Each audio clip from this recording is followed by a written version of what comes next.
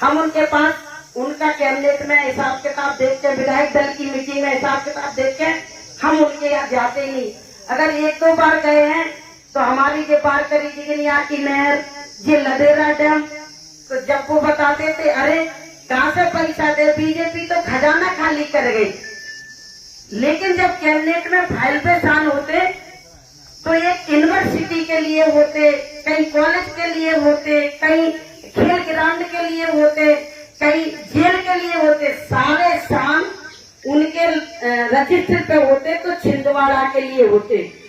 तो हमने उनसे कहा भी कि खजाना खाली है तो करोड़ों अरबों को काम छिंदवाड़ा में कैसे जा रहा, ये तो हिसाब बता दे।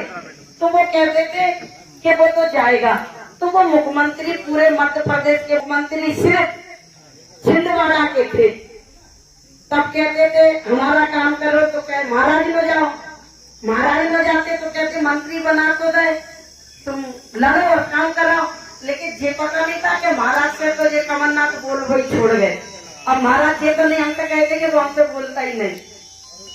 तो महाराज की भी बहुत सारी मजबूरियां रही, लेकिन हमने भी महाराज के सामने पिछोर में जब कही थी मंच से कि महाराज साहब अगला 5 साल का चुनाव इमरती देवी जब लड़ेगी, इस मंच पे कालेंद्री पे कहा था, पूरी एरिया का आदमी था कि हमारी बार करी जिगनिया की नहर बन जाएगी तो अगला चुनाव जब ही लड़ेगी।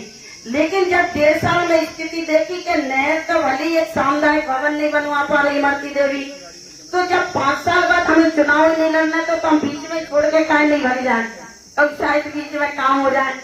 तो जब सम्मानीय हमने मुख्यमंत्री जी शिवराज सिंह से बैठकर बात करी कि हमारे जे काम है और अगर आपको काम कराने पड़ेंगे, लेकिन जो हमारे अभी कमलनाथ जी थे वो कहते हम पे 24 घंटा है, 25 तो है नहीं कि तुमसे बैठ के बात करें, चलो जाओ जाओ। तो ऐसे आप मत कर देना कि जाओ, आपको हमारे काम करने पड़ेंगे, आपकी सरकार हम बना रहे।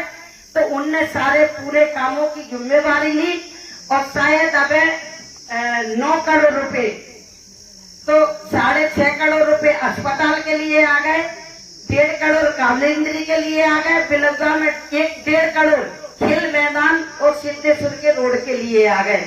तो 9 करोड़ रुपए उन्होंने दे दिए। अब एक आध दिन वो आएंगे तो नहर का भी भूमि पूजन करेंगे, लदेरा डैम का भी करेंगे। और मैं चाहती हूँ कि आप सभी जानते हो, मैं बस जनता की सेवा में, जनता की लड़ाई में किसी बात का लालच ये नहीं रखती कि मुझे कुछ फायदा हो। मुझे क्षेत्र की जनता का विकास करना है, क्षेत्र की जनता पे क्या समस्या है उसकी लड़ाई लड़ना है। तो मैं आपके सामने यही कहना चाहती हूँ कि जितना है, अभी भी मैंने मुख्यमंत्री से और मीडिया के माध्यम से कहा है कि अगर ये काम कोई दूसरा हो तो वायु मंत्री बना दो, हमें मत बनाओ। लेकिन ये जरूर है कि डबरा विधानसभा में जो हम विकास की करें वो तो मैं करना चाहती।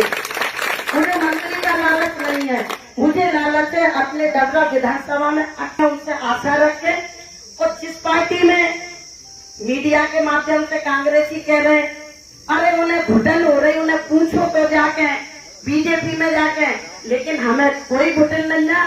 हमें इतना मान सम्मान वाले मुख्यमंत्री मिले कि जब उनके घर गए पहले दिन उन्हें कुर्सी पे बिठा रहे और इतनी देर तक बिठा रहे कि हमने उनसे खुद कही कि भाई साहब तुम मुख्यमंत्री आप कब तक बैठा रहोगे, अब आप अपने काम करो और हम जा रहे हैं।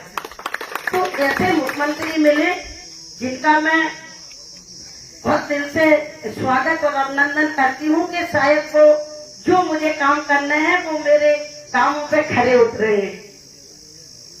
और एक बात और हमारे मन में अभी आ रही थी, बैठे बैठे हम यही सोच रहे थे, सभी युवाओं को देखते हैं कि 30 साल की उम्र तक, अब तो हम 50-55 के हैं, 30 साल की उम्र तक हम यही सोचते रहे कि भगवान तुमने हमें ऐसा क्यों रखा, कम से कम कछु नहीं देते तो एक बेटा तो दे देते।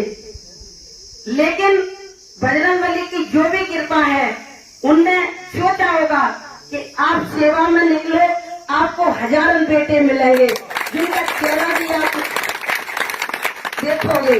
तो मैं आज इस बात का गर्व करती हूँ, किसी पर 1, 2, 4 ज्यादा से ज्यादा 5, लेकिन आज मेरे सामने मेरे बजरंगबली ने इतने बेटे दिए कि मैं गिन भी नहीं पाऊंगी। तो मैं आप लोगों के देख के मैं इसी में अपना सम्मान रखती हूँ कि मेरे पास बजरंगबली ने सब कुछ दे दिया। धन्यवाद।